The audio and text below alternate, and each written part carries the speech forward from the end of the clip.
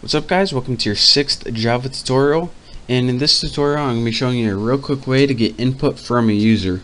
So one way that we can get input from a user is to use something that's already built into Java, and this is called a scanner.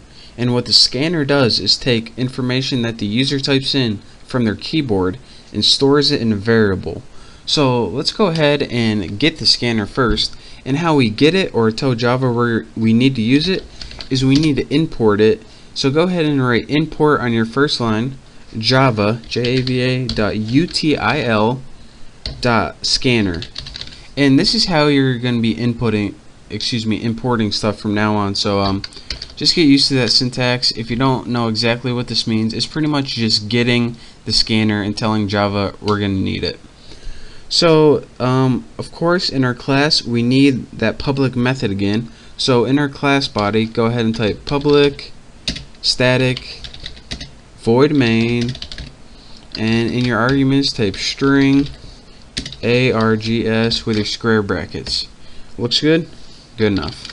Now in your body of your main, we need to actually get programming. So we need to make a variable that's going to hold the input from the keyboard before we use it. So to do this, we need to go ahead and write something called scanner, S-C-A-N-N-E-R. This means that we're going to use the scanner. Next, you need to give your variable a name, and I'm going to name mine Bucky.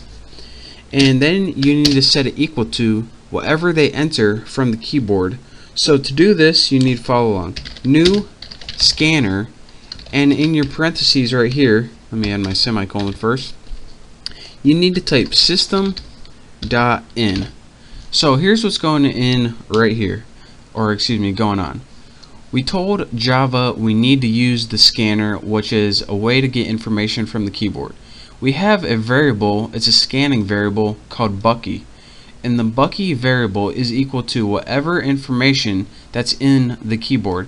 And system.in stands for system input, and the only input we have in the computer right here is the keyboard. So this pretty much is short for whatever we type in for the keyboard, hold it in our Bucky variable, and we're going to tell you what to do with it right now.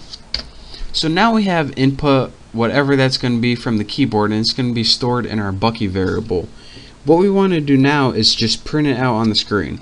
So you remember from the last tutorial how to do that, system.out.println, and in your parentheses you need to type, pay attention, the first thing you need to type is the name of your variable, and that's going to be whatever you made up here. Again, this Bucky, you don't have to write Bucky, of course, you can write anything you want.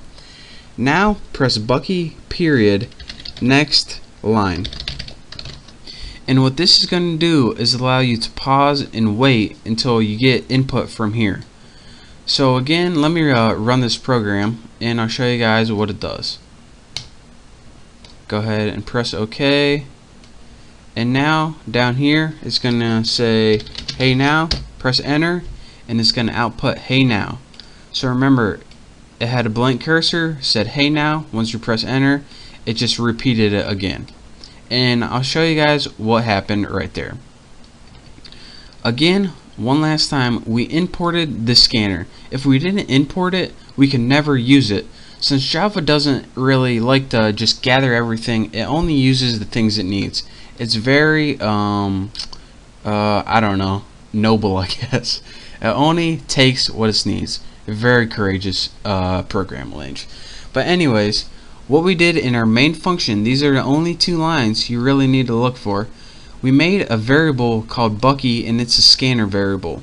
We said we're making a new scanner variable that's going to be equal to whatever the user inputted. In this example, hey now.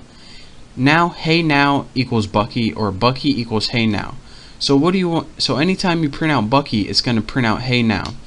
So instead of system out println with text in here, we actually changed that text for Bucky.nextLine.